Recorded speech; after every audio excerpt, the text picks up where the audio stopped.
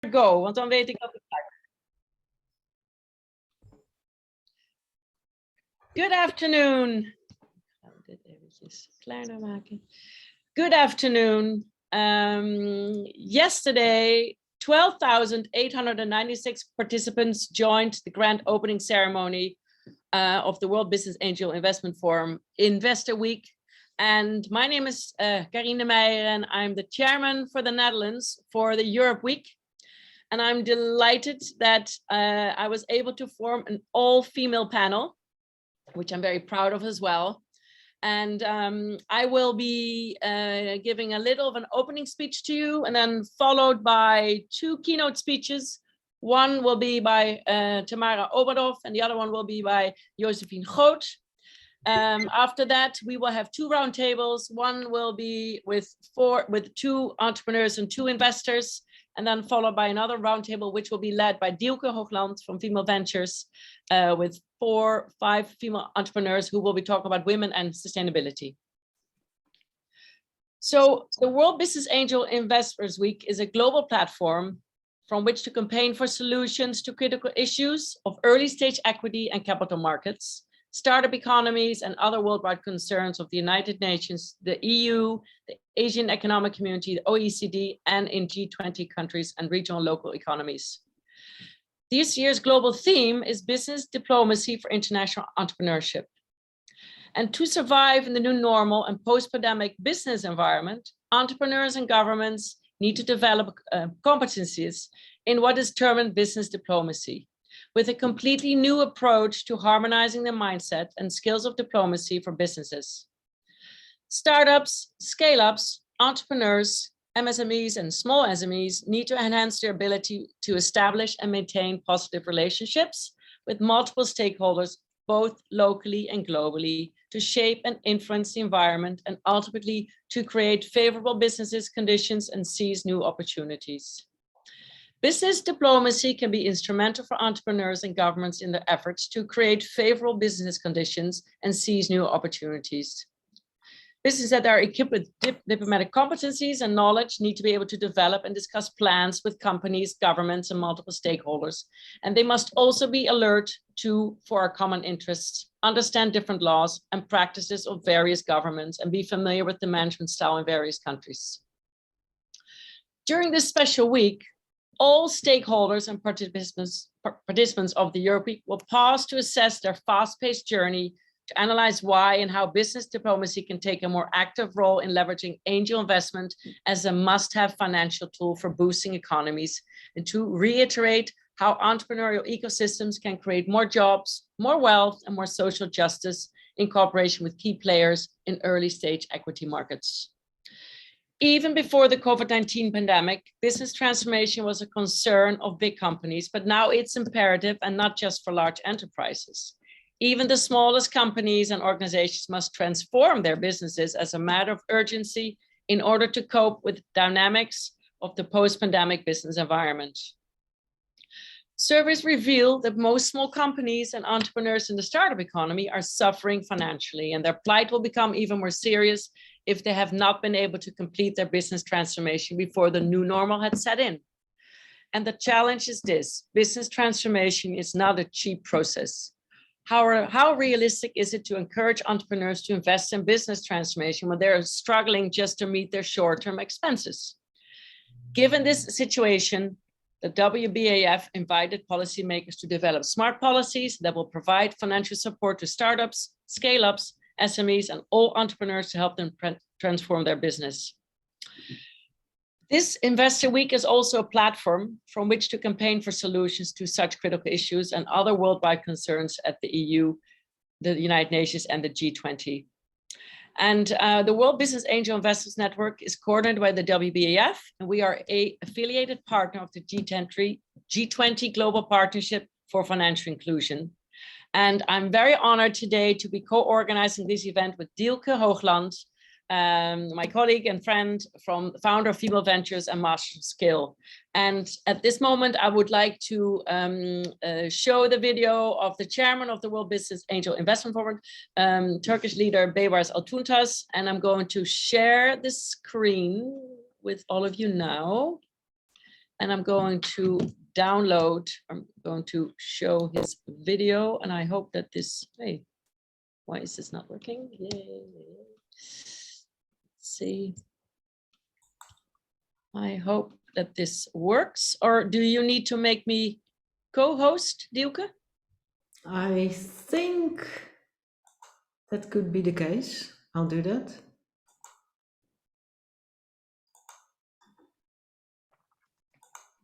There you go. Okay.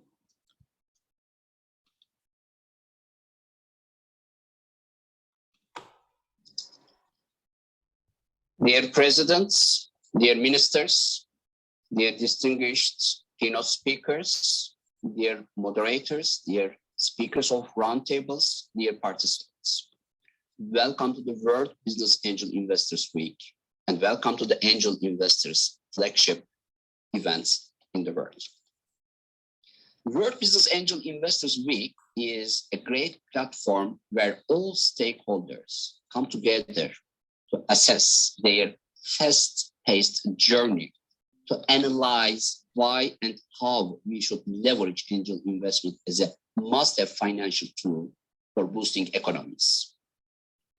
We are going to retreat how entrepreneurial ecosystems can create more jobs, more wealth, and more social justice in cooperation with key players of early stage equity markets.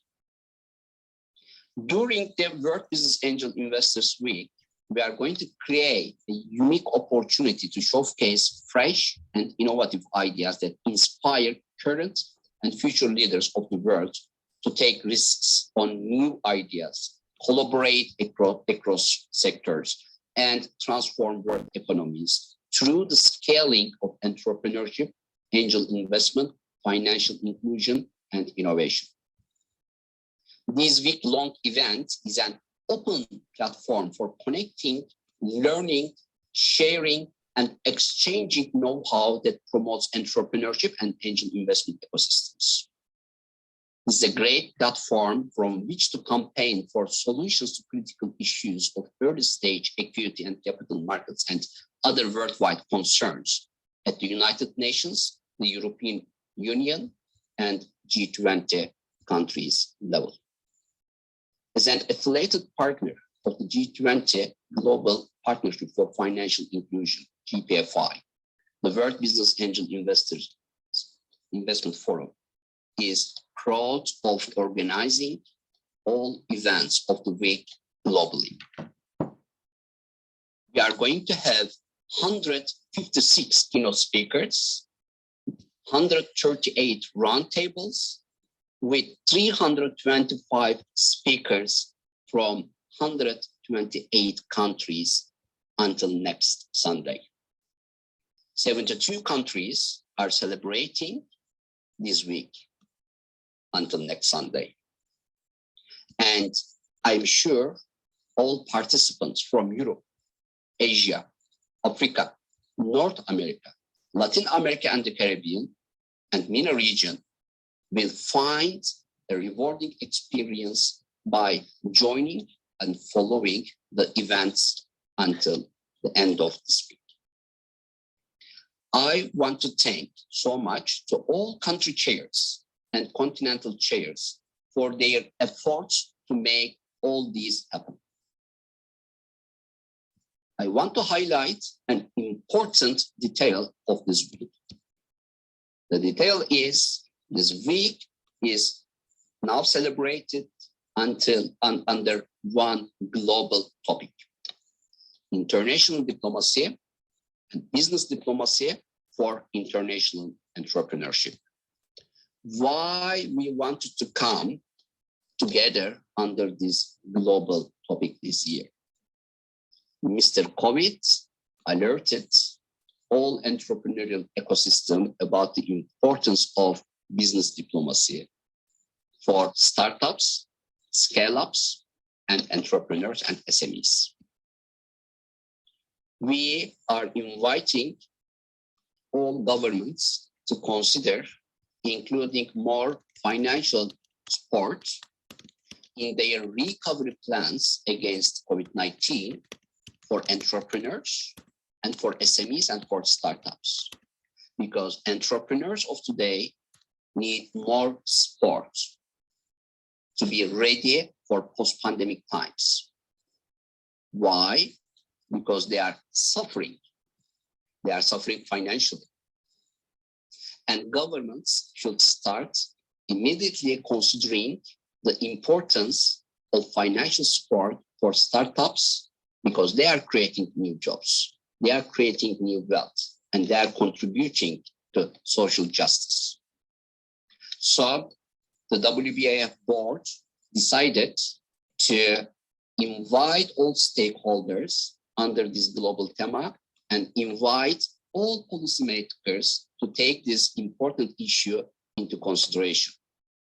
Without financial support, entrepreneurs will not be able to transform their businesses digitally. Business transformation and digital transformation are two key words for entrepreneurs of today. If they cannot succeed, if they cannot achieve transforming their businesses digitally, they are going to suffer more in the future, which means governments will suffer too, because these entrepreneurs will not be able to create more jobs in post-pandemic times. We are going to host 80,000 participants this year from almost all continents. And it is a great pleasure for me to see all global stakeholders of the WBAF came together to really support entrepreneurs and startups. All events this year and always will be free for everybody who want to join our global efforts in this week. I am sure you are going to find a rewarding experience by joining this week's events.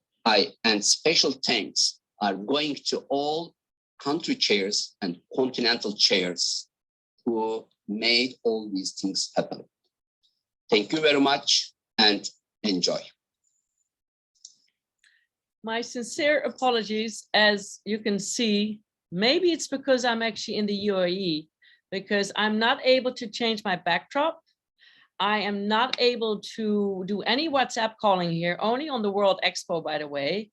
And Diana, you have been here in the UAE as well, because I know you were in Dubai last week, but even though it's very advanced here, but I sometimes am realizing also today we had some issues that things that I'm taking for granted, being here, I should not take for granted. So, but I think you all got the message from Beber Altuntas, and I'm glad you were able to hear his words, and I'm happy to share with you his video later.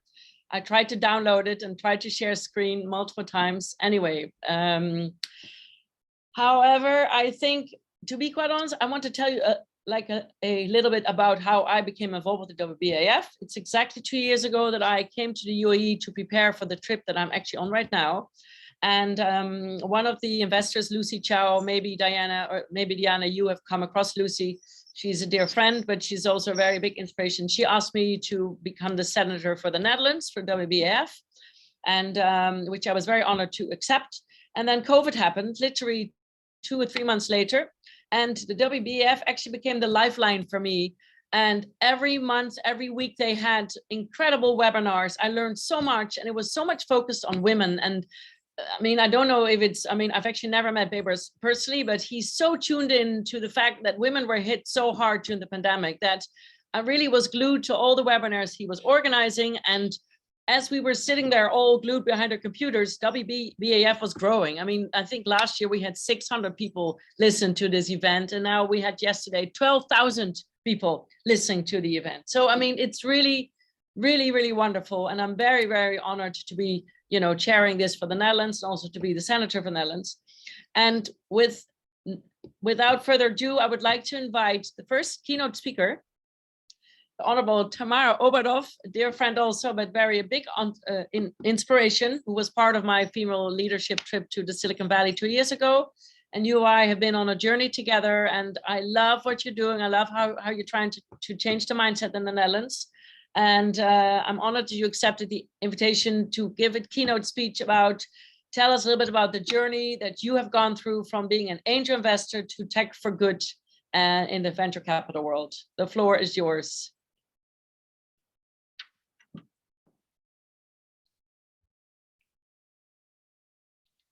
Tamara, are you here?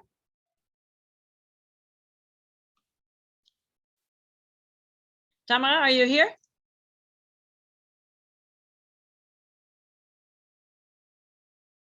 Well, I think Tamara is having a hard time joining in, and I spoke to Josefien about this because the other keynote speaker is Josefien Groot, the founder of QLayers, and Josefien and I, together with Diane as well, we have something common. We were all on the Inspiring 50 list in 2019, a nomination I'm still very, very proud of, and which I felt compelled, to do a lot with.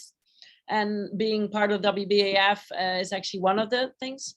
And Tamara, with your approval, I'm going to switch the keynote now to Josefien Groot because I want to give her the opportunity. And Josefien is going to talk about, if you want to change the world, you need to become an entrepreneur. And I'm looking forward to hearing your speech. Thank you, Carine, for the introduction. I will share my screen because I prepared some slides. Let's see if it works. I think you all see my screen now. You should all see my screen. Great. So I'm Josefien. Good day, everyone. I'm co-founder and CEO of QLayers. And in this keynote, I would like to tell you more about my entrepreneurial journey, about what drives and inspires me, and also about our fundraising process and some of the challenges that I experienced while being a female in male-dominated industries, and some advice regarding the fundraising process for other entrepreneurs that are now starting their fundraising process. So I've always been inspired by improving the world. I see a lot of processes that I think we should change. A lot of processes are not circular. We produce a lot of waste. We are not living in harmony with nature. And I think we all know this. And that's why I actually specialize myself in my studies in renewable energy. So I really focus on renewable energy and the technology behind that. And I started my first company during my bachelor's, and it was called Yoga Chicks. And with Yoga Chicks, we sold leggings made from recycled plastic bottles. We were one of the first selling these leggings in Europe. So that went actually quite well. But I also realized while having this company that actually I didn't see that I could change the whole world with just selling leggings from recycled bottles, even though it's a great initiative. For that reason, I sold the company, and then I looked at industry. And in the industry, actually, a lot of waste is produced. Most of our heat is used in industry, and actually a lot of heat there is wasted. A lot of processes are not circular and are not energy efficient at all. And that's completely opposite than what you see in nature, because in nature, every surface is multifunctional. A lotus leaf can clean itself. A shark can swim faster due to a microstructure in the skin that reduces the drag with water. And those structures are there by evolution, and all circular, and everything is energy efficient. And with QLayers, we actually really were inspired by this. Well, we were inspired by nature, and that's why we developed a technology to print shark skin microstructures and apply them on industrial surfaces like ships, aircraft, and wind turbine blades to make them more energy efficient. So the technology that Ruben, my co-founder, invented 4 years ago, even before we established our company, is actually based on applying a shark skin on industrial surfaces to make them more energy efficient. So we can reduce the drag in that way, meaning that we can actually make ships, aircraft more energy efficient, reducing lots of fuel and CO2 emissions, of course, that we reduce. And we can make also wind turbine blades more energy efficient. So we can actually improve the energy output or increase the energy output of a wind turbine with a few percent, which is really significant. So we started the company 4 years ago based on that technology. And then I thought, okay, we have our first sample. Let's apply this in industry within 2 months. We only need 500K euros.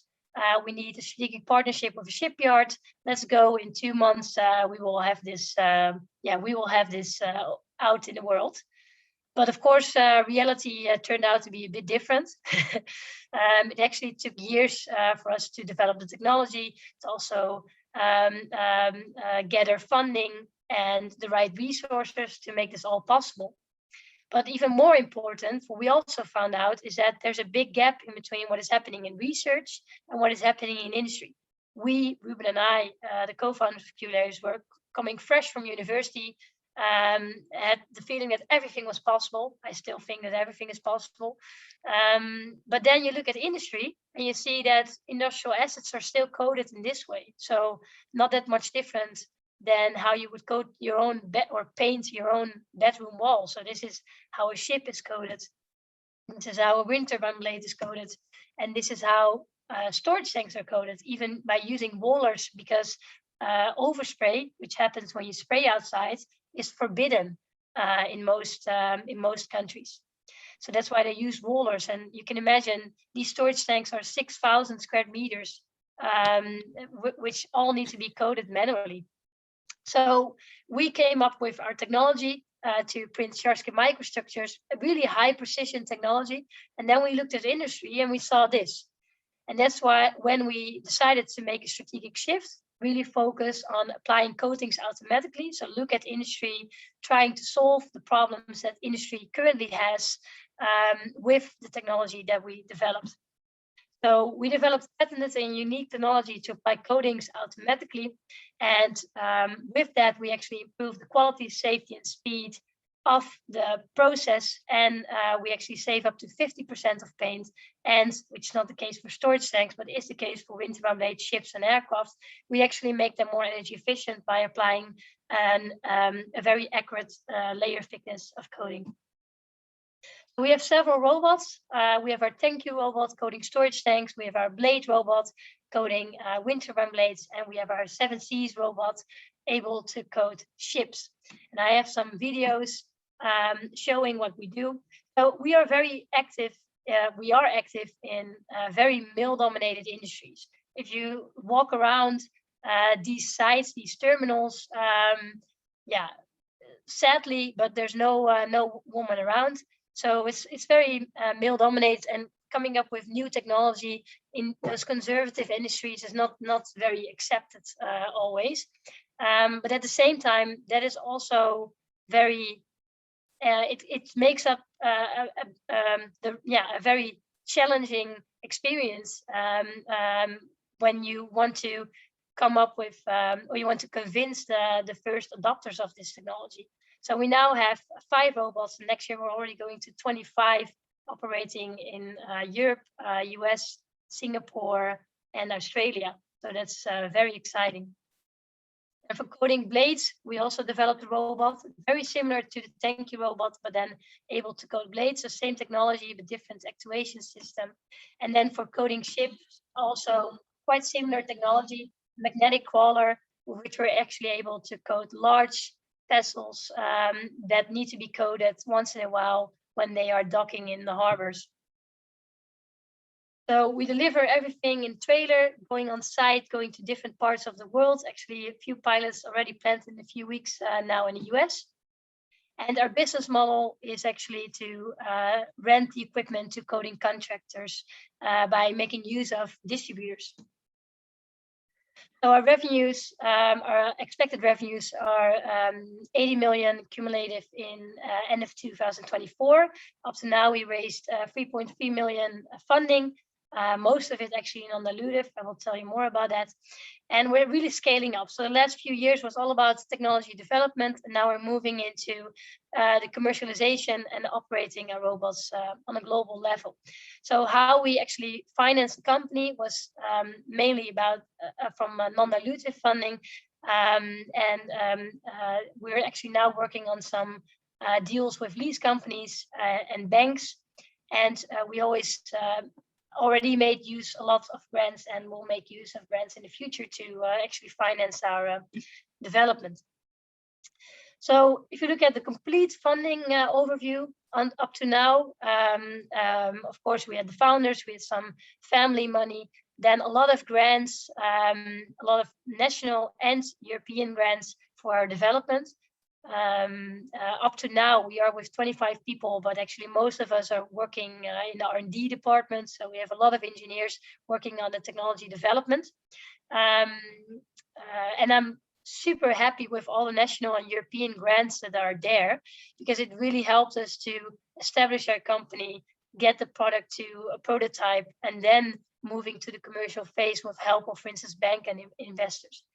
I also won the EU Rising Innovator Prize 2020. It's really great to get some recognition by the European Commission.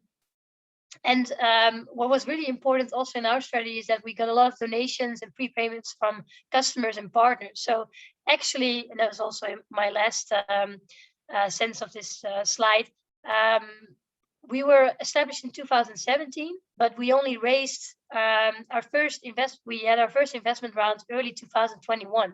So up to then, we actually got a lot of grants. We got donations, prepayments from customers and partners. We got some loans from banks and development agency. And with that, we actually financed most of our company and development up to now. The reason why we actually didn't raise money earlier was that both Ruben and I had the feeling that we really wanted to build the company ourselves.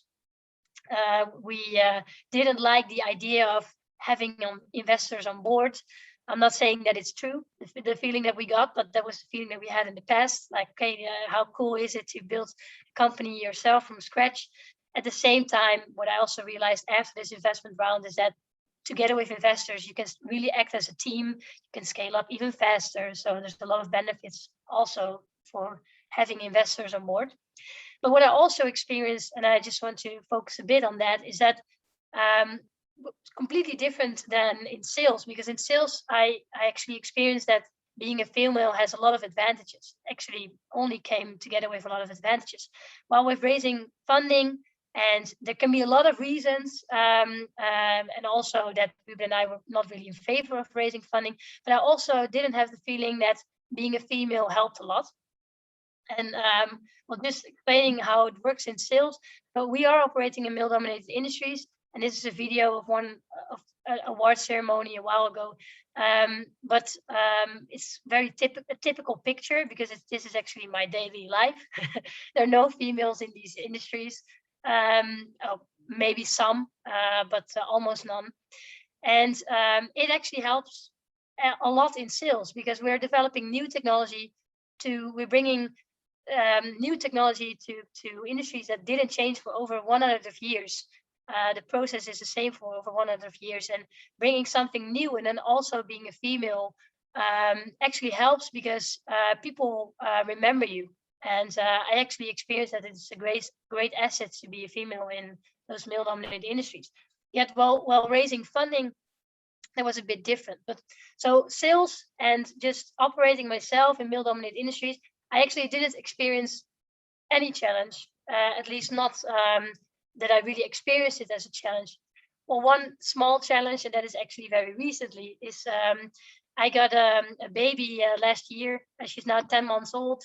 And I still am breastfeeding, which is quite a challenge. I think everyone knows when you're breastfeeding what a challenge it is. But in those male-dominated industries, there are no rooms for this. So I really have weird experiences with this on all kinds of different locations, in director offices, at terminals, and in harbors and everything. So that is a challenge. But also I hope that while being there and trying to make this a normal topic in these industries, I hope that when next time females are coming in and women are coming in, it's a bit more normal. So I hope to set a new standard there. Back to the investment. So I didn't experience it to be so different in sales, to be a great asset to be women when raising funding. Actually, a bit of the opposite. still, I have now great investors on board with the round that we closed last March. We raised 1.5 million with those great two parties, ECFG and AkzoNobel. And what I experienced in the whole process, so these are my tips and tricks for other entrepreneurs just raising funding or thinking about raising funding. First one, and she's actually also in this call, Dieuwke Hoogland from Female Ventures, and that's related to my first tip, is to just get advisors on board. And Dieuwke actually was in our board of advisors, so the board of advisors from Q-Layers, and she helped a lot with what does it actually means to raise funding, and what are the best investors that match your company. How does the whole process look like in different steps? And I think when you don't have those investors on board, you really don't have any clue of what you're doing if it's the first time for you raising funding, and then it can take a long time before actually you raise the funding.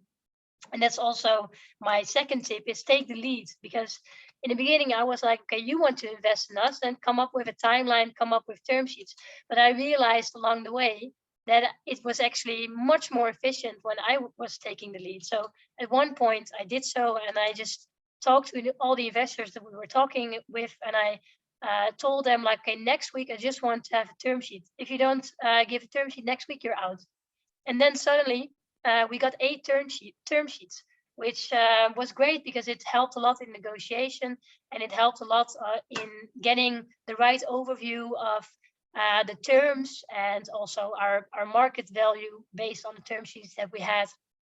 So that was really, really great.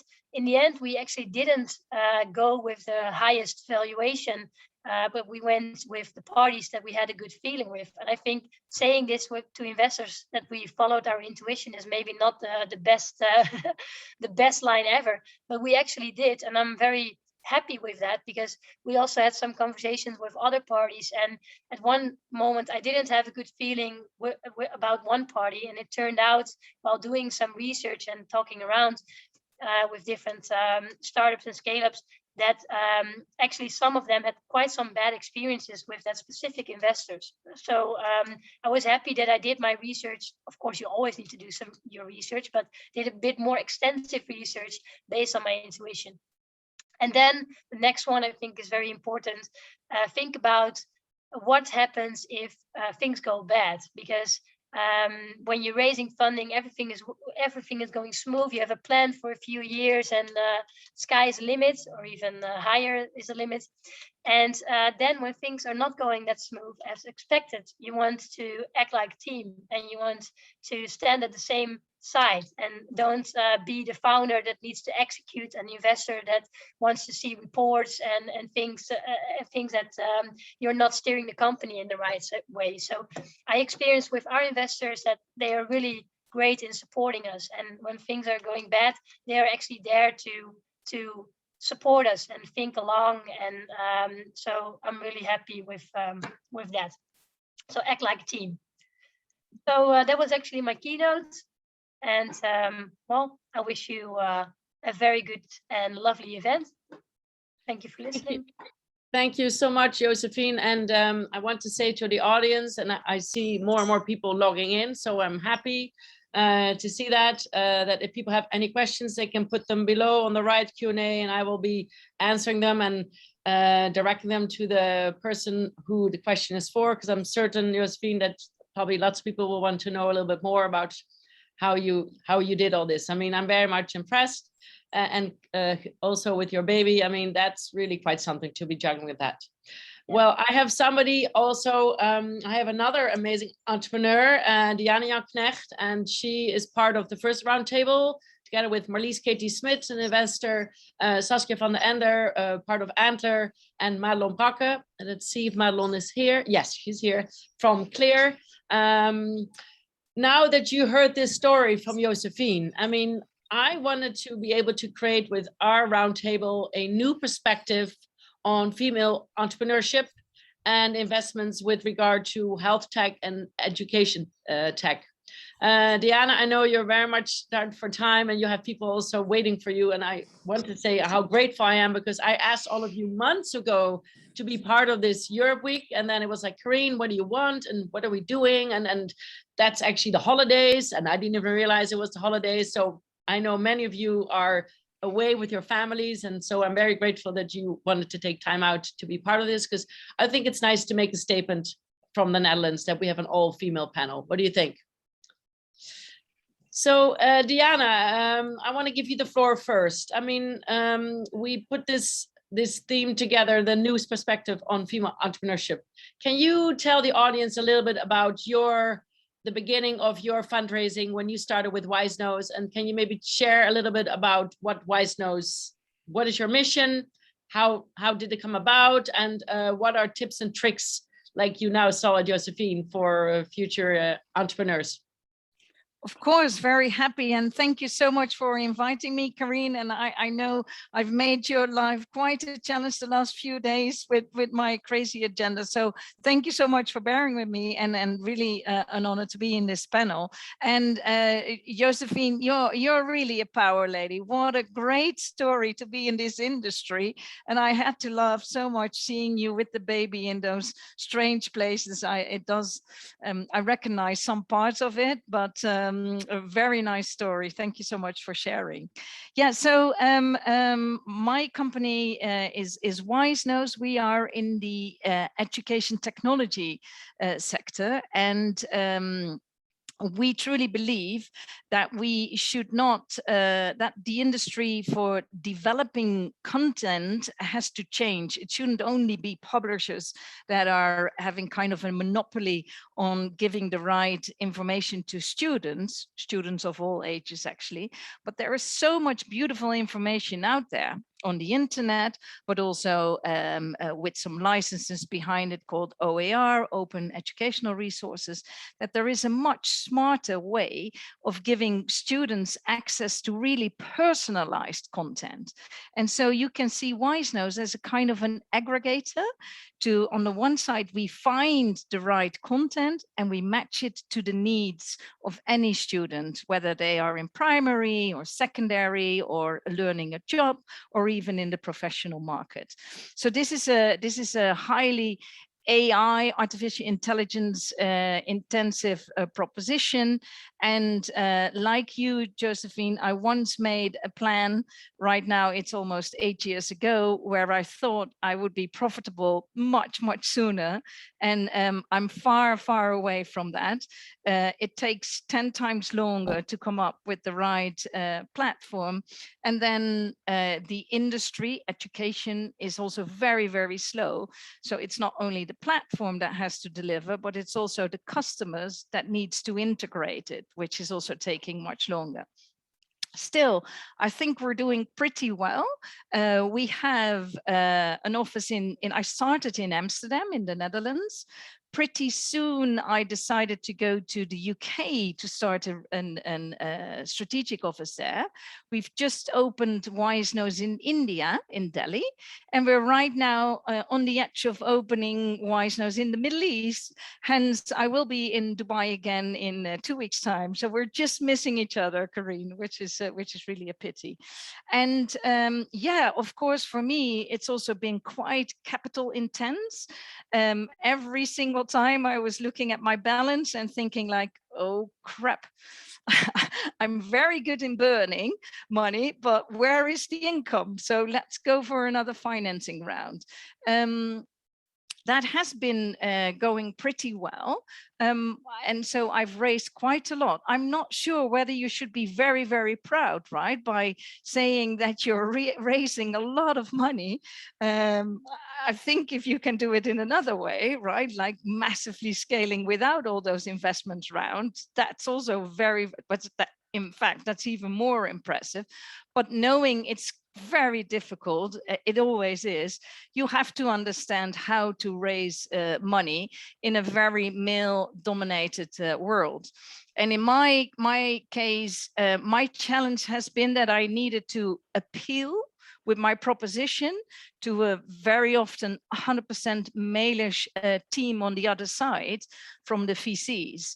And so you have to talk their language, right? You can talk about, you know, doing good and profits and purpose, or, you know, really being excited about the purpose. Don't do that when you talk to a VC. It's all about profit. You know that. Play the game, because in the end, you want to grow your business. I want to make it a global business. I have one goal, to really scale, and be like the default setting when people are thinking of content. Well, that means you have to play the game in the VC world and think big. I think one of the challenges that female have, or women have, sorry, female is not the right way, I heard, I have to talk about women, that we women have, is that we don't think big enough, right? That we try to be very moderate and say, yeah, okay, this could happen, but potentially it's not going to happen. Men don't do that. So we have to play that game as well, and really exaggerate every now and then, and paint the world as big as it can be, and apply for the money accordingly. But I really like to play the game, actually. I enjoy it. It would be nicer, though, to have a more balanced team from that point of view. Wow, I think it's so interesting. And I think that brings me to Madelon right away, because I know you have a retreat today with your company. So thank you so much for taking the time also. Is this something that resonates with you? Did you have a similar journey? I mean, I know you're the co-founder of Clear, and it's health AI. And I mean, maybe share a little bit about your journey. Yeah, well, thank you for having me, because I think it's a great opportunity also to share a story.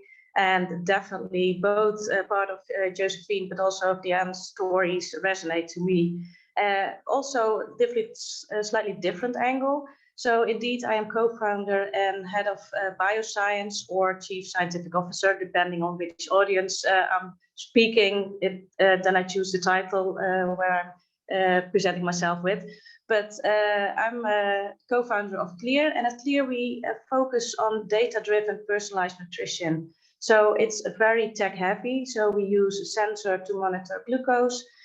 We have developed an app to log everything you eat and drink and exercise. And we apply artificial intelligence to make really recommendations to an individual.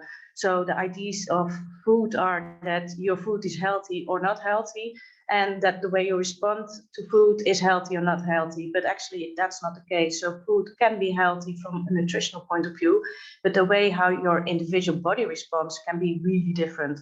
And that's what we zoom into. And interestingly enough, I'm the scientist of the company, and my partner is a man and a commercial guy, very data-driven. And I think we make a very good match, because we are different gender and different perspectives. So what we bring to the table is the combination. So being, well, what Diane just said is, well, as a woman, you tend to lower yourself and make yourself smaller. And men tend to make everything bigger. So that's one opposite of each other within our founder team. But also the fact that I'm a scientist, I want to be sure before I bring something out. He is the commercial guy, so he first sells and then layers it with the foundation. And we found a way of kind of balancing that. And I think that's our strength of being, a diverse co-founder team. But that's also what we both strive to achieve with our full team. So today, actually the last 2 days, we've been in a retreat, and yesterday was full on team competences. Who are we as professionals, but also who are we as individuals? And we think, both Diane and myself, so as a founder team, we think that's absolutely crucial to have a powerful team that can really rely on each other. We are building a monster that comes back every week and really speeds up to reach our goals, and that's to help millions of people with letting them know what they have to eat. But that's also the story that we have to tell to potential investors, whether being angel investors or VCs. We show that we are capable of doing this. And well, an internal phrase is that we as founders can only shine if we have the environment where we can let our people shine, our team. And so far, the one thing that's most striking for me is we can only work with potential investors if they also share that vision, because we can sell something to investors, but if we feel that that's not our story that we're trying to sell just to get the money, that's not working on the long end. So we really feel like we stay close to the core who we are. And yes, I am a woman and I'm proud of that. And yes, he is a man and he's good for that reason. But we basically team up as individuals with different expertise, different skills, different strengths. And we look to strive to keep each other actually the best version of ourselves. And so far that works really out nicely. And well, I must admit, we've been in interviews with potential investors that were more driving to really the commercial side, which made me feel so uncomfortable that for us, that was a discussion like, is this the right type of investor for us? And that's, I think, one of the important things that I value a lot, the diversity, not just in gender, but in a more broader perspective. And we should have both feminine and more masculine characteristics in our team and in the table. And that doesn't necessarily have to be a woman and a man, but definitely those type of characteristics. Well, I think it's wonderful that actually 2 of your investors are in this roundtable. And I would like to give the floor to Marlies, Katy Smith, impact investor. How did you find Madelon? How did Madelon find you? What is it in Claire or in Madelon that really triggered you, that you thought this is a company that I want to invest in as an angel investor? We don't hear you. Wait, you need to unmute yourself. You need to unmute yourself. Yes. Yeah. I hope that you can hear me very well. I'm on Ibiza at the moment, so the Wi-Fi is not always well here, but hopefully you will understand what I'm telling now. Thank you, Carine, for having me here. I'm very honored too. Yes, so Madelon, I really agree with you on the diversity matter. It's very important to have men and women like investors or advisory boards. And I've been an entrepreneur for 12 years and an investor for 6 years now in 2 big funds, in Healthy Capital and Peak Capital, and now in 6 different companies. And one of the companies is Clear. Because I try to only invest in companies with social impact, so sustainable clothing, sustainable housing, and in e-health. So one of them is a pain app, Rediset, and they developed a VR system to find the pain in your body and to go to the pain and actually experience and talk with the pain, basically, to say it in a quick way. And then in Clear, yes, because I think a company like Clear is the future. We are going to see, that we are going, to measure everything, basically, to have like more control over our bodies. And I think Madelon, she's, what she also tells, it's a really diverse team. And I believe in the company itself. So it's always is for me a mix of things like diversity. I have to believe in the product. I have to believe in the team. So it's always a mixture that in the end, I like to invest. So I'm not sure how we found each other. Yeah, we found each other through Healthy Capital. That's the fund I invest in, and one of the main investors is Healthy Capital, and so they were looking for a diverse team, and I think that we are in there. She has to correct me if I'm wrong, with 8 or 10 people altogether, and I think 2 of them are women, so that's nice. Good. Thank you, Marlies, for that honest, honest presentation about why you're doing what you're doing. And now I would like to invite Saskia van der Ende, who I sort of now consider a colleague as well, to tell a little bit about Antler, about the uniqueness of Antler, and about how Madelon was part of the cohort and how you decided with Antler to invest in Madelon. Yeah, happy to. Thanks, Carine. Yeah, because Antler has indeed a fairly unique position in the ecosystem. We are a global venture capital investor present in 17 locations worldwide. And basically we create deal flow. So we, if we select founders, individual founders that join us for in our programs and that join us with the objective to find a co-founder and then to validate a business idea, and that we support them with on that journey before even investing a pre-seed ticket. As we are at that very early stage, I think we have a very strong responsibility in which we feel very strongly at Antler to create also diverse teams that we invest in. And in that, in my role, so personally, I'm responsible for founder recruitment at Antler for our 6 European locations. And what I see in the market is that we get a lot of great and very diverse talent that applies. So a lot of actually female founders that want to join us. And we're actually also proud to say that we have that 40% of the investment that we made globally actually have a diverse team. So at least one female founder in their founding team. So that's above average in the market standard, and that is I think yeah, a great sort of notion of the effort that we put in. However, I still see that it's also challenging to get there, and I see that it's not only about us supporting these female founders in creating great companies, but then also helping them to be successful after the Antler investment. And that's where we see a lot of our female founders actually hitting bias in the ecosystem when they start raising follow-on funding.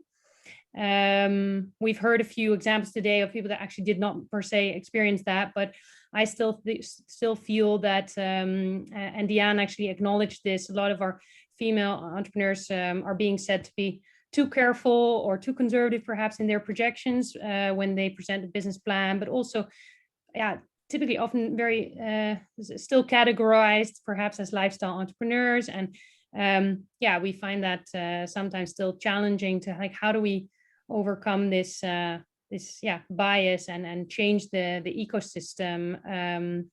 And I think we as VCs together have to make a stand, but also as angels we have a large responsibility to create more success stories, to be courageous and invest in more diverse teams. And yeah, and that's where another challenge that I see is that we don't have enough female investors. We also at Antler, we definitely have a lot of investors that invest into our fund, but it's always a challenge to find enough female venture partners. And so very happy to have you on board, Carine, but yeah, creating more, I say success stories will hopefully also lead to more female founders on board. Okay, well, we have about 5 more minutes with this first roundtable before I give Tamara Obradov the floor. But there's a question actually, which I think all 4 of you could answer. And I think maybe that's also a nice way for you to finish up the first part. This is from one of our listeners, Monique Kusters, and she asks, what makes us Dutch investors and or Dutch entrepreneurs stand out locally and globally? So what is the common denominator, do you think, of the Dutch DNA? So Diana, I start with you first. What do you think? Well, I really like the question and the way it's framed from Monique, but do we stand out as Dutch entrepreneurs? I'm not 100% sure. And I really would like to say yes to that question. Yes, we do stand out. I'm also not sure whether we do stand out as Dutch investors. I actually am even more doubtful on that part, because I believe we tend to, so from a VC perspective, it's always about show me your revenue, I give you a multiple, and I need to have really strong proof in you reaching your milestones. Well, sometimes abroad, that's not the case, right? It's really about having the buy-in on the big vision and forget about your short-term revenue. It's all about growth, growth, growth. So that's one thing that I'm not 100% sure whether the Dutch VCs stand out for. And from an entrepreneurial point of view, okay, this is very much a personal opinion, right? So blame it on me if you and feel free to fully disagree. Sorry, but I experience it as being like extremely tough to build a big company. It's been like a massive challenge, and it's almost my another baby, right? To help you grow. So super intense. You cannot do that in 3 or 4 days a week. That's my opinion, right? It's impossible. I really live, breathe, do everything for this company. As long as the Dutch female entrepreneurs think they can build this massive unicorn in 3 days a week, I challenge that. I think that's impossible, and therefore I'm hoping that that there are lots of inspirational female women that really show that it's really great to build such a big company, but it takes some sacrifice.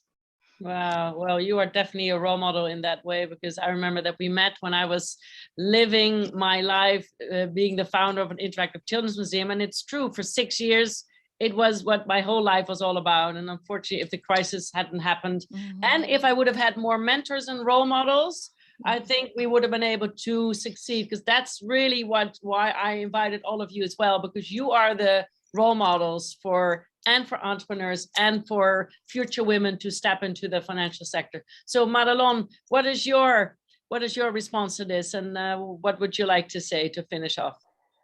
Yes, I think I agree with Diane saying that I'm not so sure whether I have an advantage of being a female in the Netherlands. I don't know enough about how it is to be an entrepreneur somewhere else, so I don't know in depth. But what I do know is that I wouldn't say it's sacrifice, but it definitely needs dedication and focus. And I can be honest, I've got 4 teenagers now. They know how to do it. I couldn't have done this 10 years ago. There was just no way how I could have focused on what I'm doing. And I tried, I think 6 years ago, in the role of a CEO. That was not my role. That's also something that I figured out. So I think that it takes time. It takes time in your life, how to fit in all the things you find important. And family definitely is always on the first place. So now I'm in the situation that I can leave them on their own with a little bit less guidance than 10 years ago. And now I can fully develop myself with everything I brought in the last 25 years of my professional career. So for me, the timing is right. I know who I am. I know who I am as a mother and as a partner. And now I know who I am as an entrepreneur, not a CEO, but definitely a CSO. And that helps. That helps making feel myself confident, running a business, building a team, and also knowing what's out there in the world and leverage. So for the moment, we focus on the Netherlands, because here we know how the health system works, but it definitely go and expand internationally. And there again, probably in a couple of years' time, I can tell whether we are in an advantage in the Netherlands or not. But I have to learn more from those areas to really experience it. So I can't give an answer whether it's in our DNA or not, but maybe in a couple of years' time, I give an answer. Well, Marlies, I would like to ask you a question, because you were an entrepreneur for many years, and now you have actually turned an investor. You are the ideal female investor. We spoke about it here today in Dubai. This is what's going to drive, because if you look at the amount of female investors, I mean, it's 97% is still, being invested by into man, and it's only 3% of the money is going to women, of which only 0.8 is going to women of color. And I think the only way that we can change that system is that if female founders or female entrepreneurs, who want to invest in other women, can be and mentors and their investors. So how do you see that? Yes, I always said as an entrepreneur that it was nonsense and I was just doing my own thing and I was successful. But now as an investor, I really see that it's a man's world. It's The men's values are important, and I also see it of the CEOs of, the female CEOs. Sometimes they are crying in a meeting where there are only men talking about profit. So I don't agree that we really have to adapt to the men. I think that we have to be ourselves, and we have to keep our own values as women. I think that's very important. And hopefully in the future, I heard that all the money in the world, that's now only 3% owned by women. And in 10 years time, it will be 10%.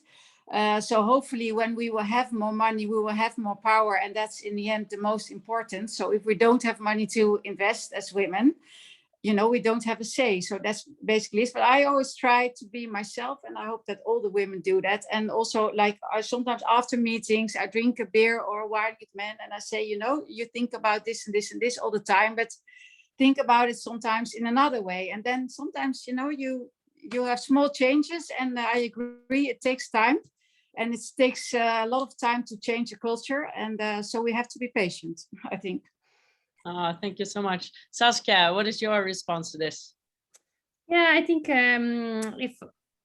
I agree with Diane. I think we're still, as investors, perhaps a bit conservative as Dutch investors, especially if I compare ourselves to the US or our friends in Asia. But I do think that the Netherlands can pride itself in, I guess from a historical heritage from the VOC, that as being like explorers, and I think entrepreneurship is in our DNA, and I'm quite proud that we're like the 4th country on the ranking of bringing in unicorns forward in Europe, and so we definitely have it in our DNA. I think there are great entrepreneurs here, but we need to help this investor landscape a little bit.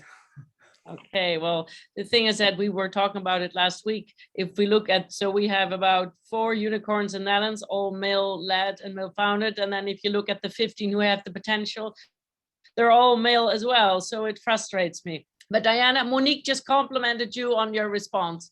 Just wanted to say that to you. So I want to thank the first panel. I know some of you may have to leave, so if you want to, you are allowed to do so. However, it'll be nice to listen to the second panel and to first listen to Tamara Obradov. She's part of Tableau Monto, a investment company, but she's also one of the co-founders of Fundride, and that's the reason why I invited her to come and speak today. And she's going to give a keynote about her journey from angel to tech for good VC. Floor is yours. Thank you, Carine. Yes, my internet keeps dropping, so I hope the coming 5 minutes it stays stable enough. It was great to hear all you ladies speak. So many recognizable examples in there that I hope to touch upon as a VC lens perspective from this end. When Carine approached me, she said, well, be authentic and honest. And that's what triggered me the most, is I feel that a lot of the times in panels, we try to paint this picture about what it means to be in the VC world or in an entrepreneurial world, and it's not really the honest perspective. So I hope today that I give you a little bit more of a shed a light on how it is on the other side. Tableau Monto was founded by 2 angel investors that were friends. And in 2014, they joined forces to invest together. And that's how Tableau Monto was started as an LLC. That didn't mean it was a VC yet. It was just a BV, as we say. What made it a VC is that during their journey of investing, they saw that early stage startups really have kind of common gaps that they all go through, regardless of their sector, B2B or B2C, or the focus area that they're looking at.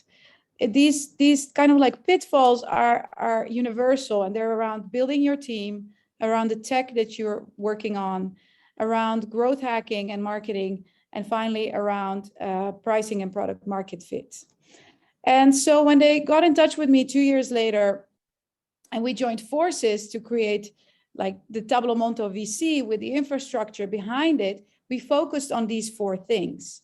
And from the start, we said we want to help founders. We want to be founder friendly and founder centric. And this has always been our core value in everything we did. I think I'm in a couple of other external investment committees, and I compare term sheets a lot. And whenever I see what we do and what the others do, I sometimes really think like, why are we doing this? But at the end of the day, it's about that. It's about supporting the founders and why we went into this in the first place. When they reached out to me, I have been a successful executive for a couple of years. So I don't come from an entrepreneurial background myself. I come from the tech world, and I am an operator. So for all the women out there that are thinking, I haven't been an entrepreneur, I need to be an entrepreneur before becoming an investor, you can also be an excellent operator and still join this side of the moon.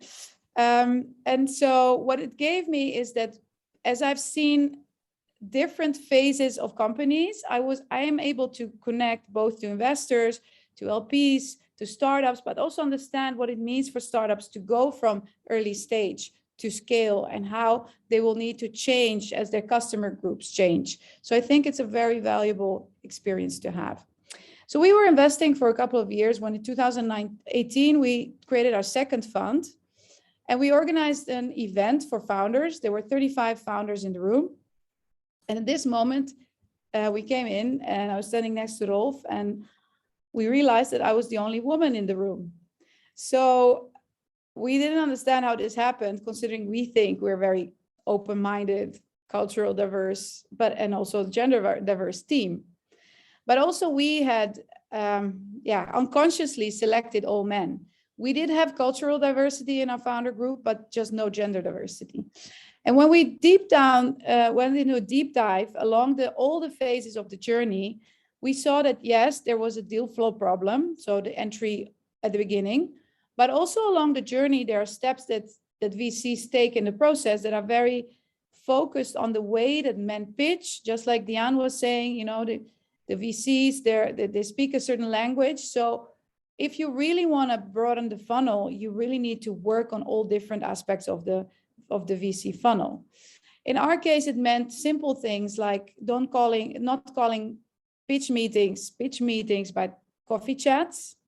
Suddenly women are much more open to speak to you about everything versus with the pitch meetings. They were very nervous and very, afraid to fail, let's put it that way. So that opened up a really different way on how we collaborate with entrepreneurs, but also other more structural things. Like, for example, we have a term diversity clause in our term sheet, and we always co-invest in the syndicate, and this diversity clause gets implemented. And it's really, until now, it happened a couple of times that the lawyer from the startup was trying to get our diversity clause out of the term sheet. Once it was even a woman, and my colleague, who is a man, asked her, like, so how many partners do you have in your firm? And she said 0. And so he said to her, well, maybe it's time you implemented a diversity clause. So it's still like a long way up, but we were able to get from 0 to 40% female founders in our second fund within a year's time. So I think with effort and focus and a lot of energy on the VC side, you can get there, but you really, really need to work for it. And just like Marlies said, I don't think a lot of VCs will be willing to go that far to change. Just to give them a little bit of a break, out of the 100 pitches that we see, 95 are given in a certain way. So when we get to the 5% of pitches that is completely different, it's very hard to say, okay, you know what? 95% of the time my brain was focused to do it this way.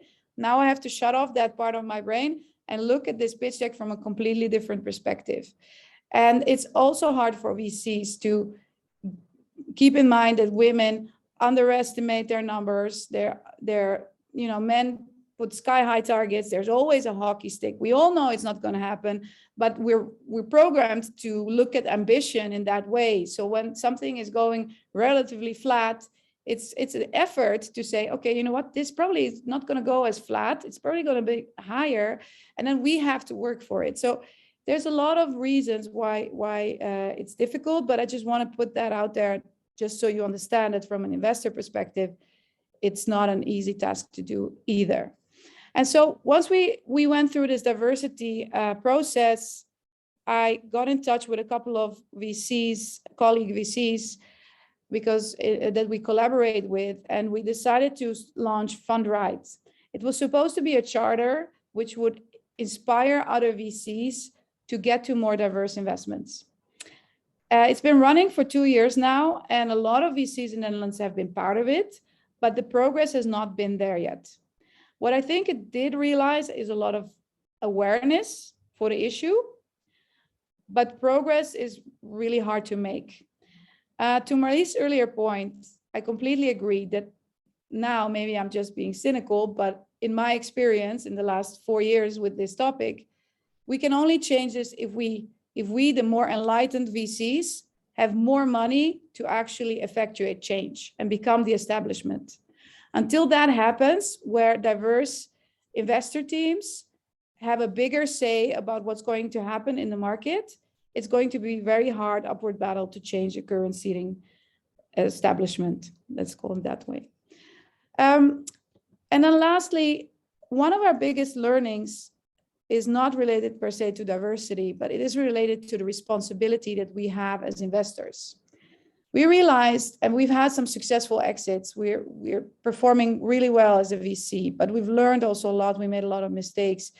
And we realized one of the things early on that it will take us at least 10 years to get a company to scale.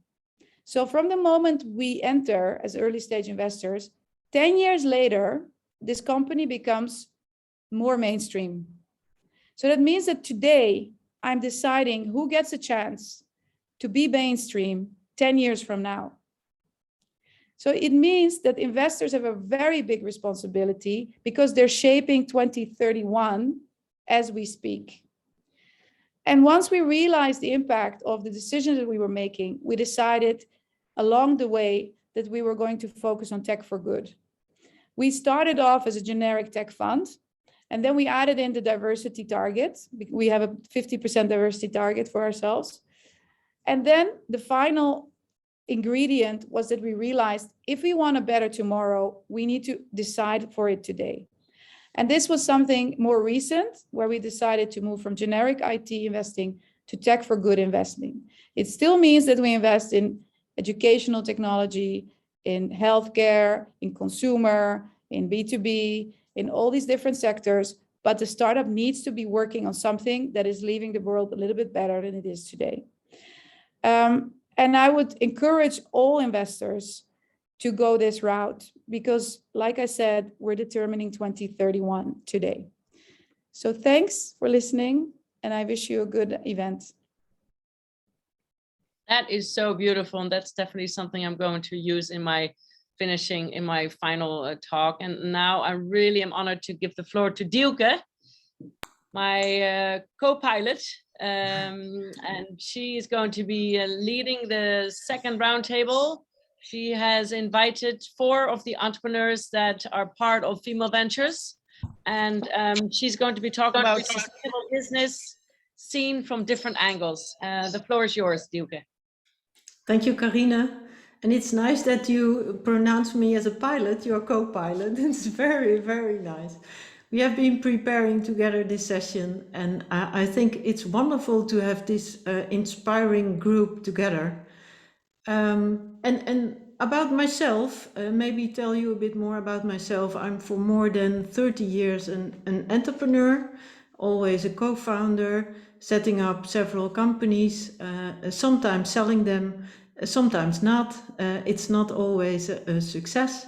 I'm an investor, and I'm currently a co-founder of Masters of Scale International, which is a group that supports scaling entrepreneurs.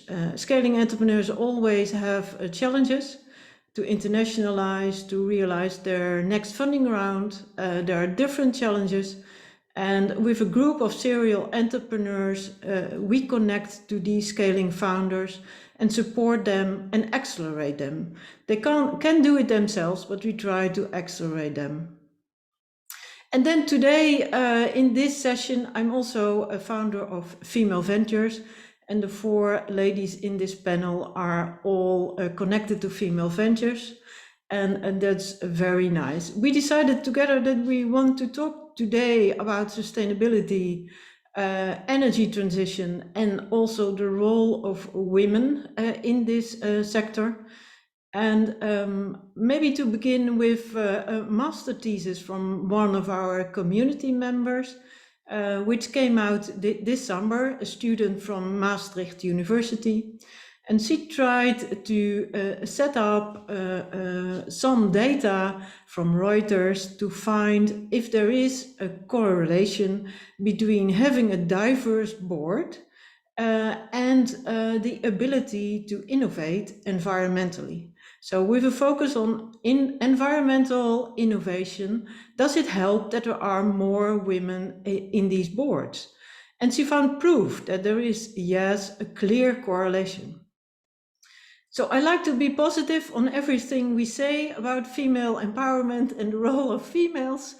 And I think this is a good starter for all of us to know that from research from this master thesis, there has been found proof that it is important that we as women take a role in leadership positions. And then to introduce the four ladies, I wanted to start with Yvonne Greeuw. Yvonne, you are an alumni from Delft University, and you are an entrepreneur turned into an investment manager right now at Delft Enterprises. And can you explain us what difference does it make that the latest technical developments are being used for a sustainable future? What do these innovations bring us? Well, thank you, Dieuwke, for the introduction. I hope you can hear me all well. Well, first of all, I think it's good what you asked, but I think it's also important that we're not there yet. So we're not fully utilizing all of the technology that is being developed currently. And yeah, that's also why I'm in this role. So I'm working at Delft Enterprises, which is an office of the TU Delft that supports the technology that has been invented by TU Delft researchers to really get to the market. And that's really in the idea phase, so in the concept phase. And I think there it's really important to take the risk or the leap, I don't think it's a risk, to invest in new technology. And that just requires a lot of time. I think a lot of our great speakers on this panel already emphasized on that. It takes a lot of time before something actually becomes profitable. And for deep tech, and for new energy, I think it even takes longer because of course you need to go through the whole research and development cycle and then test whether things work out on the market or whether people actually want the products that you're developing. So that's why I also think it's really important for people to research into deep tech and find great examples like Josefien's Q layers and see whether they can help speeding this up. Great, thank you, Yvonne. And then I wanted to switch to Victoria McIvor. Victoria, you studied in the UK, and after you studied, you went to Japan. You worked there for 2 energy startups, and this was just after Fukushima, so Japan is quite something then, and I think it has been interesting for you because you are a nuclear specialist. That's also your study. And now you turned into an investment associate, and you are living and working in Amsterdam at Set Ventures. And well, can you tell us a bit more about the deal flow, for example? What do you see happening in terms of diversity in the sustainable area? Yeah, okay. First of all, thanks for the invite. It's a pleasure to be here. And yeah, I've had quite a journey moving around the UK and then to Japan and now to the Netherlands. So it's always nice to frame what I see against different countries and different cultural contexts as well. Working at Set Ventures, I see a lot of deal flow in the energy transition. I guess we're talking mainly around women here, but I can reflect on that. But in terms of trends in Europe, you know, what's really interesting and what's happening here is that you have so many software innovations developing. You have a lot of deep tech emerging. In fact, Europe has some of the highest patent applications in the world, but is actually severely underfunded when you compare it to other regions for these technologies. So it's an interesting space with a lot to be done. and a lot of money needed. And then when we look at women in particular, I'm actually seeing change here, which is quite positive. So even in the 2.5 years that I've been investing, when I first joined, I very rarely saw any women, any female founder teams at all. And recently you're starting to see more and more of this. And I think this is quite interesting, but also makes sense. I think a lot of people are recognizing now that the energy transition touches on every part of your life, right? It's not this pure energy, let's think of some clever piece of technology to make things work better. People now see that it touches on how you move around, how you live in your home, and more women are engaging with this. So it's exciting. I'm seeing more female founders, and yeah, it's great to be back in Europe. Good. And when you see we have seen more female founders, does it also mean that they are successful in getting a funding round through Set Ventures? We have some deals at the moment. So typically at Set Ventures, we haven't been successful in finding female founders that we have invested in yet. This is a shame. We have a lot of initiatives going on around diversity. What we have done in the past is it's been an all male female founder team, and because we recognize the importance, we then have brought female executives in. But at the moment, we have some really exciting companies coming through, and one of them is an all-female founder team, which is particularly exciting. That's great. That's great. Then Annemarie de Jong, we go to you. Annemarie, you have experience in different roles in Germany, in the Netherlands, in solar industry, wind industry. Can you tell us how important it is to have women in these in types of industry? I think so. Thank you, Dieuwke, for this. I could talk about this for days. I really recognize what Josefien said, and when she started, she said, in sales, often being a woman in this industry is a big bonus. In leadership roles, however, you notice that, as was also mentioned earlier, men communicate differently. And I can honestly say I'm not an engineer, and I do think differently. When I talk to, for example, so in my board, when we talk about ideas, they want it in a flow chart. I want to brainstorm and exchange ideas. That's how I come to ideation. So bearing these different approaches in mind really creates a more stronger, diverse team, but also different angles. And that's the thing that I see very clearly also moving up the ranks, is that maybe it's more of a set way of thinking. I have a daughter, and I always try at least to encourage her to think bigger, think big. And she's small, by the way, but I'm trying already now, because males, they don't see any risk. 1 out of 10, but that's probably me, when on the checklist, whereas a woman's, I really need to convince them. So it's been a challenging journey, but I do think that the great thing is that we bring different angles, and recognizing that, but also recognizing the difficulties that it brings, sometimes for women, and empowering them to continue to do so. Is for me a very fulfilling journey, but it's not easy. Great.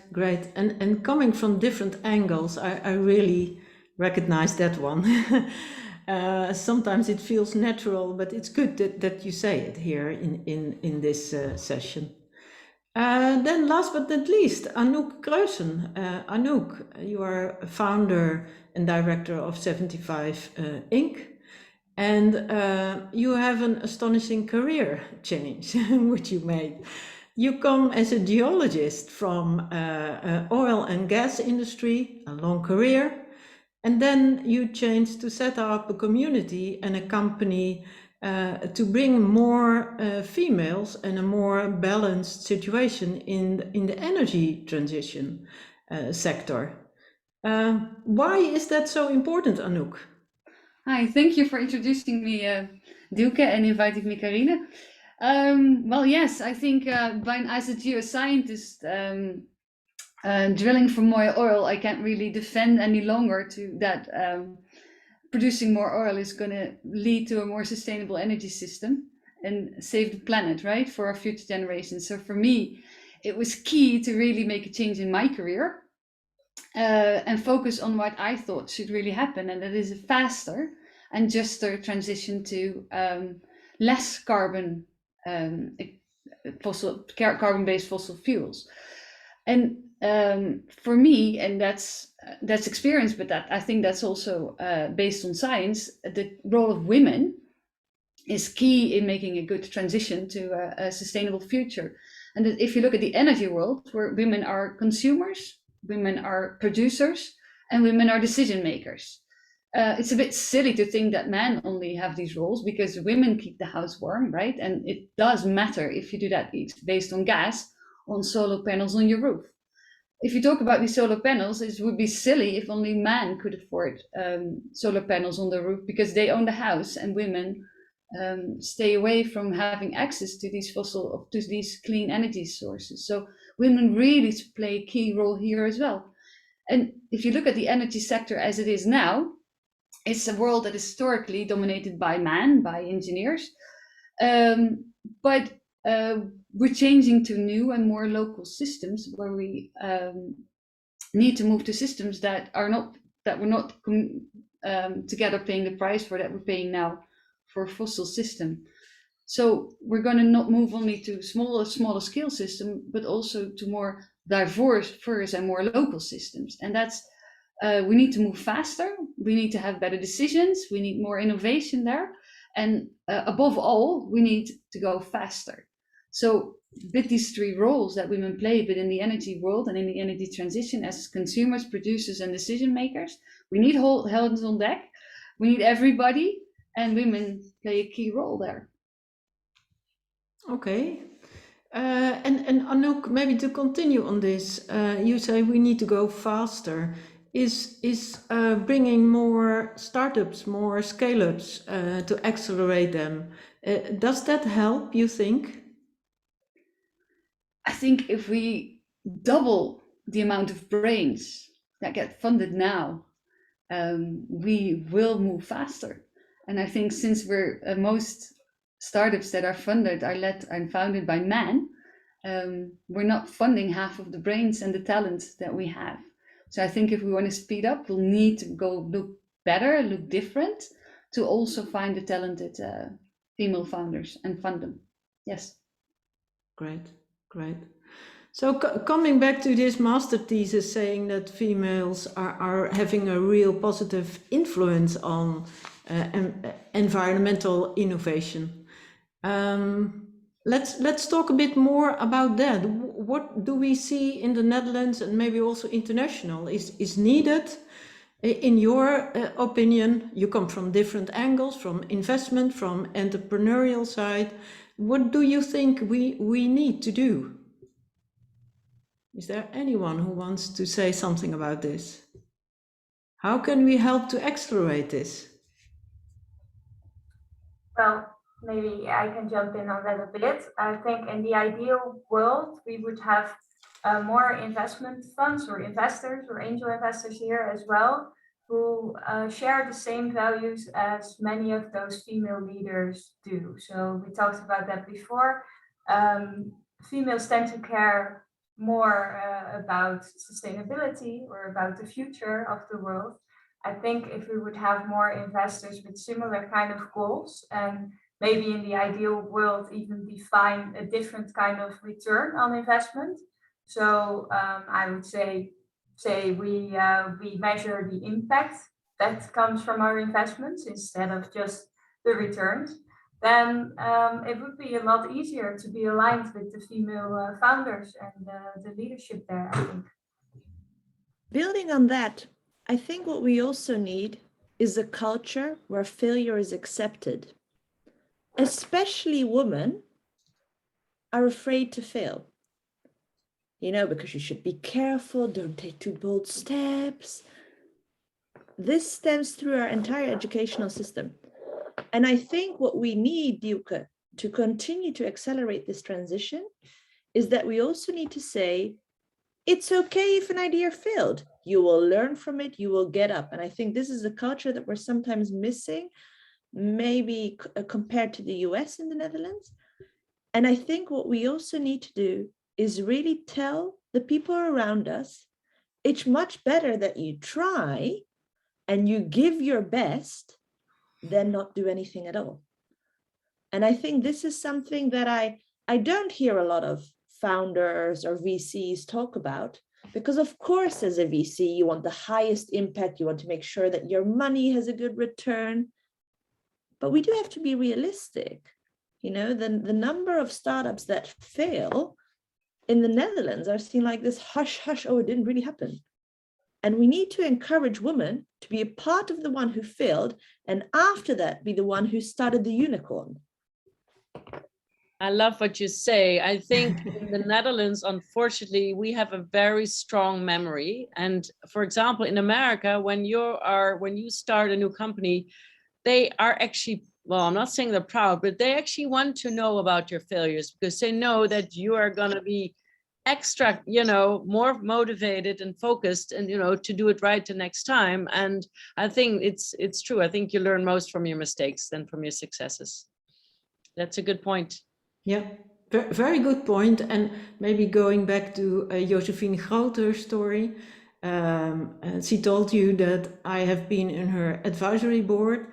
And sometimes as her advisors, we would say, oh, Josefien, maybe think it a bit over and wait a minute and then take your decision. Whereas Josefien is really committed to take decisions, take them quick, keep on accelerating, and you show what it brings her.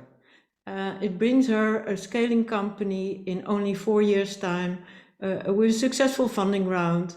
So it's the speed in taking decisions, and even if decisions aren't that great, you can improve. You can always improve and be honest about, oh, well, maybe not the best decision, but at least it was a decision. So I really value that in the career of Josefien. Anouk, can you add to this? Because I know you as our advisory board member for Female Ventures, and you are full of all sorts of knowledge and experience about females, the role of females. Can you tell us a bit more on what should be your advice to accelerate this transition?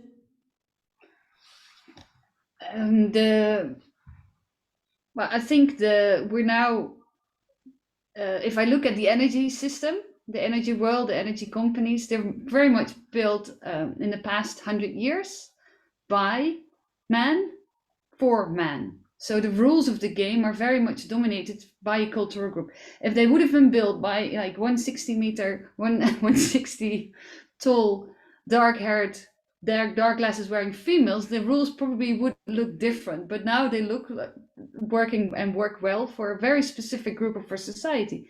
That is not reflecting the entire society. So I think acknowledging that the system and the rules of the game, and that's also accounts for financing, I think, are based on a system that works well for a very small group of our society.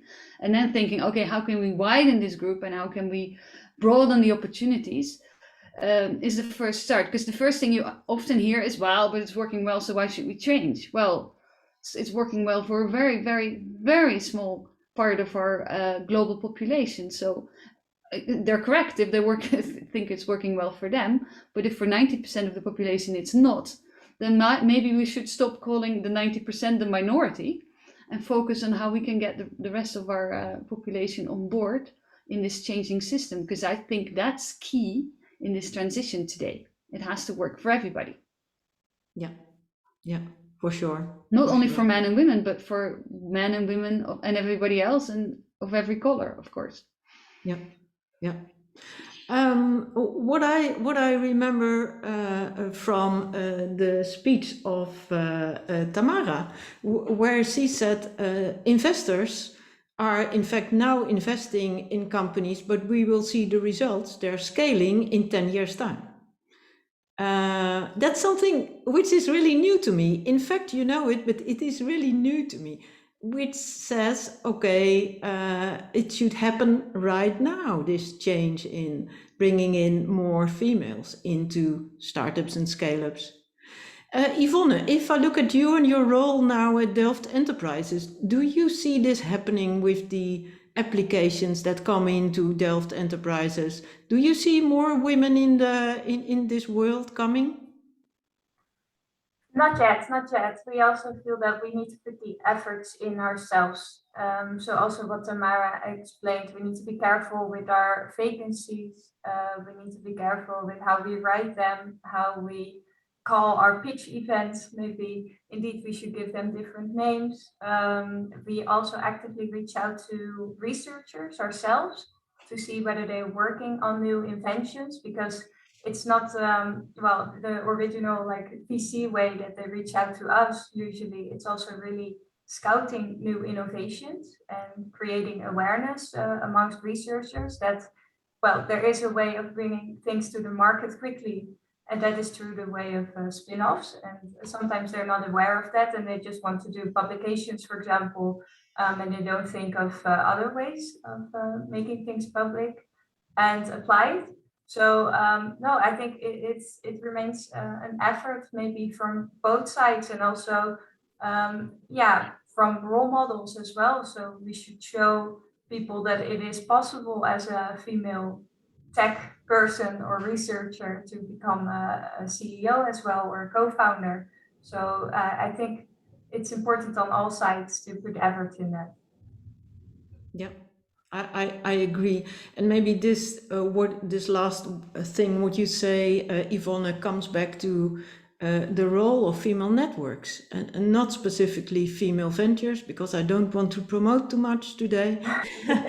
But there are lots of female networks in the Netherlands and also internationally, and I think what we see happening there is maybe a not too much curated form of support to an aspiring group of women who are really ambitious to build a career, who are really aware of what they want to achieve in their career and what they want to achieve for the world. I think these groups, and even if they are tiny, small groups, they are really inspiring for women. So sometimes I think from governmental institutions, well, do they understand enough that these local, maybe smaller groups of women getting together, drinking coffees, being mentors and mentees for each other, that we can all help each other, that we can inspire each other? This support is really, really important. I see in our events, and hopefully we can build up the physical events again, but what I see is this inspiration in a room from women telling about their how they are driven to make a success of their company, and that others think, oh, if you can do it, I can also maybe do it. That's so inspirational, and that cannot be curated, but it is something which works for everyone. So the importance of being supportive to each other, I think that's really something. Then Anouk, to you, you're also building a community for women in energy transition, in energy sector. Do you see this also, that coming together will help this? Yes, absolutely. And that's the reason we're doing it. I think also based on research actually published this or last year by Jeanne Martens at the VU, is on the how women network differently than men. Like men, much easier walk to each other and say, "Oh, what can I do for you? I can help you," even not necessarily liking each other, not necessarily knowing each other very well, but they're part of the same club, so let's help each other. And women need a lot more to actually do the same for each other. So we need to like each other, we need to know each other, we need to be really vouch, put our hand to the fire for each other before we actually start moving and helping each other. And that's something that we should acknowledge, that maybe is different. So if you want to build an effective network with women, you need to have small circles that where really people really support each other. It's not going to help if we're all the member of 1,000 women are members of one platform and we never meet each other. Nothing's going to change. We do that differently. So working with that knowledge, I think networks like Female Ventures, but also communities that are large but have small scale circles where people really find each other and help each other to the next level are extremely important and very effective to get ahead. Great. If I may build on that, you know what I sometimes miss and what I really want to speak out on? I think what we all, especially as women, need to realize is that also to get ahead, we do need the business, strategic, and financial acumen to plow ahead. And I think sometimes this is also a call to everyone, really also invest in those skills, because yes, it's hard to get a seat on the table, but when you're there, you really don't want to be pushed away on the strategic level or on the financial level. And we ladies all have the brains. So really also invest in those skills. It's not only the soft skills, but also invest in the hard skills of financial acumen, because I think this is where we sometimes come up shorter, which we shouldn't. So, and this is also a call out to really also invest on that. Great, great.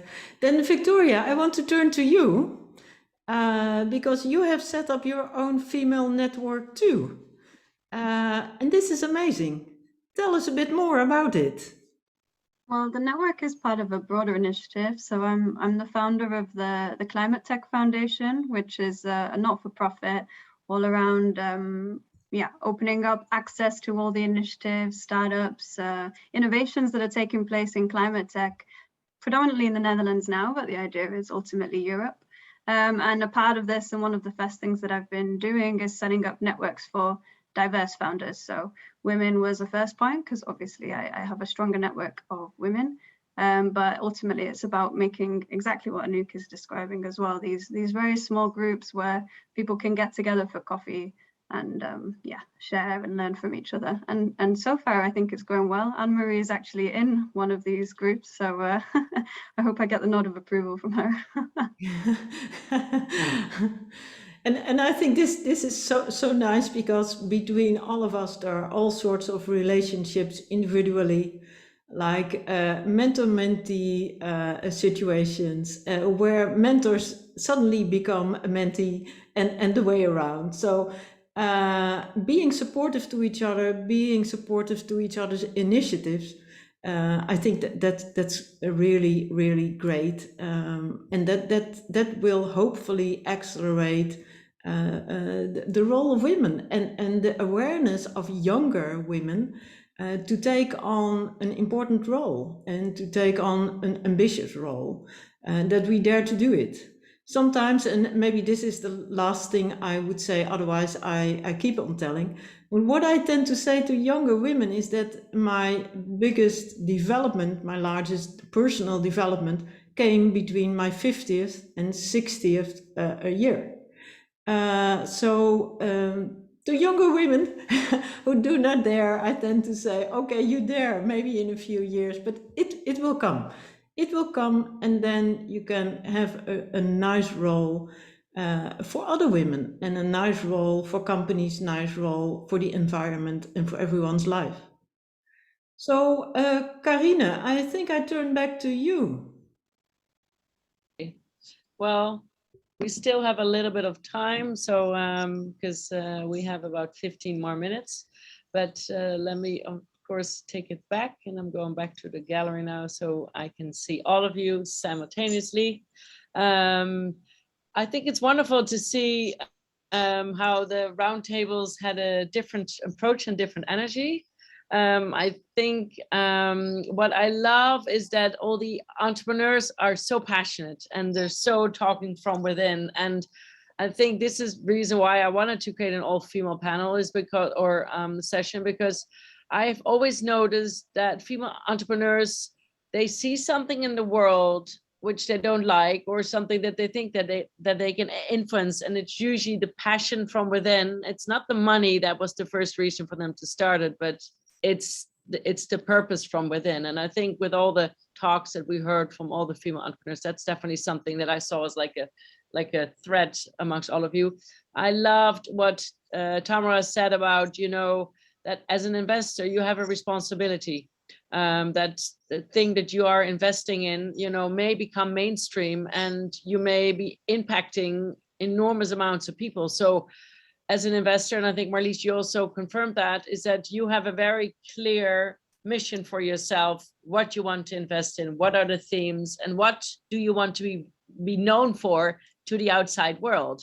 I mean, for example, myself, for many, many years, people only knew me as the founder of an interactive children's museum, and I was all passionate about talent and children, talent development and education, because it was something that I'd seen with my own son when I was studying in America, in Cambridge, in Massachusetts, and I would visit the Boston Interactive Children's Museum, and I saw what an enormous impact it had on his development, mental, emotional, but also spiritual, creatively. So I think it's very important that you find your own, that you have your own mission as an entrepreneur, as an investor. And I would like to maybe invite all of you to maybe say something for the last to the audience. This is going to be recorded. So as I mentioned in the beginning, yesterday we had our opening grand ceremony. And maybe nice for all of you to know, since we are connected to the G20 and affiliated, in 2018, our Queen Maxima, who of course is known for her financial inclusion and mostly for women at the bottom of the pyramid, you know, in countries like Pakistan and Bangladesh. And I mean, as a US ambassador for financial inclusion, she literally travels around the world, you know, to make her voice heard, but also to impact. And she's doing amazing things. And we were very honored to have her as our speaker in 2018. So we are being carried by other women, but maybe if any one of you wants to say a last word to the audience. We had more than 12,000 people listen to this yesterday. So I think you will reach a big audience.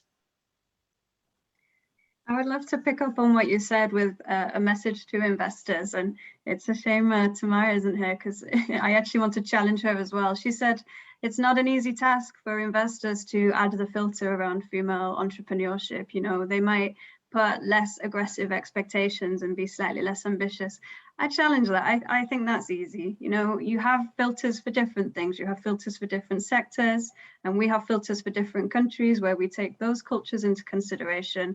So absolutely, I think to the investors and to people dealing with investors, like, challenge on this. This is absolutely possible, and we should be supporting female entrepreneurs.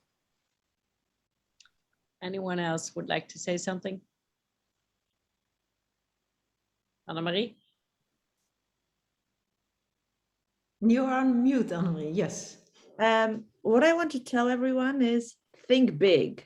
Yes, you can do it. It's okay to fail. If you fail, you get up, you think even bigger, and just go and try and really change the world around you, because we can as women, and we're doing that on a daily basis, but we have the ability to also do that even more in business and in accelerating the energy transition.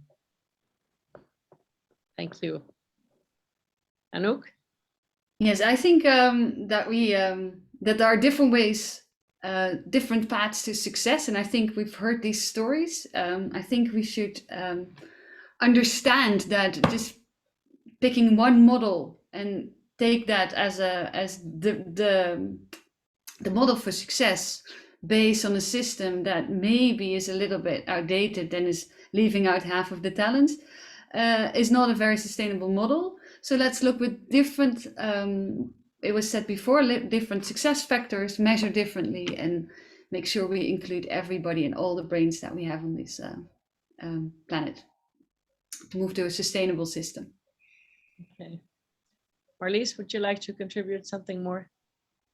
Yes, we only have to invest in each other, right? So what I only do is I only invest if there is like a female founder, and if there's no female founder, I don't invest. So that's a small step, but it helps. Okay. Dieuwke. Well, to add on to this, I've recently become a mentor within the European Innovation Council, They have started the first version of the female leadership program. And part of that was an introduction by the director of the European Innovation Council. And he explained that they will have a focus in the coming years on female entrepreneurship, having coaches available for them, having funding available for them. And I think it's a good sign that things are changing, also from governmental side, that there is help coming on. So yes, be positive and stay positive. Fundrite may not yet result in what we all wish, but with investment of all of us, we will get there. That's my hope, at least. Well, and it's nice because I see one comment in the chat from one woman. She says, we are able to transform our bodies to give life. We're capable to do and to think big. So thank you, Annemarie, for putting that word out there.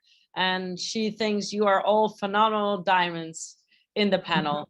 And I also want to reach out to all of you and say, if you want to join the World Biz Angel Investment Forum or you want to know more about it, please reach out to me. It's an incredible network globally. And the reason why I joined it, with my Women of the World also, and also now being part of Antler, it's because it does connect you to other countries.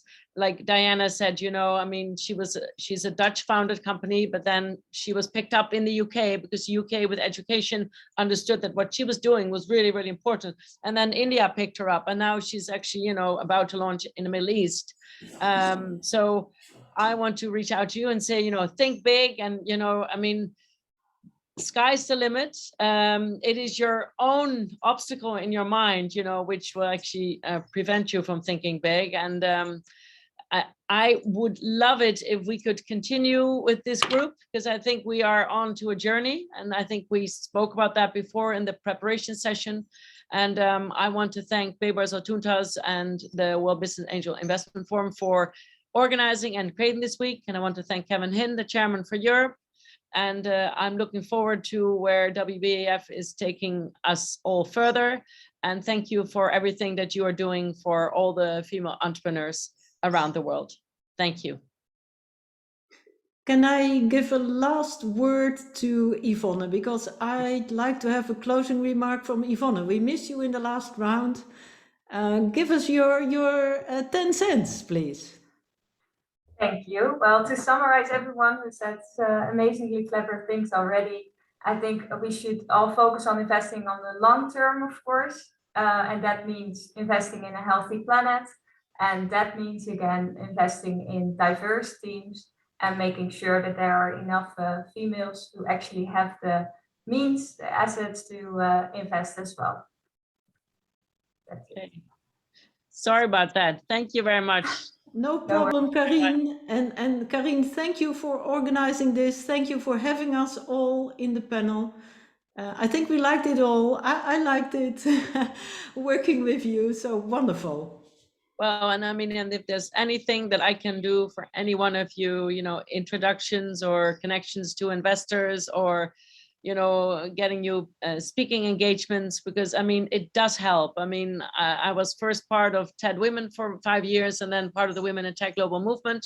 And I must say, during my lockdown, which fortunately was spent in Costa Rica, I was able to really get the word out onto so many platforms, and women were at home and they were listening and they had the time. And, it's interesting now being here in Dubai. The reason why I organized this trip is because I wanted to show women where the world is going, and it's happening here. It's really, and the trip is called East Meets West, and it shifted from Istanbul to Dubai, and technology is ruling everything around here.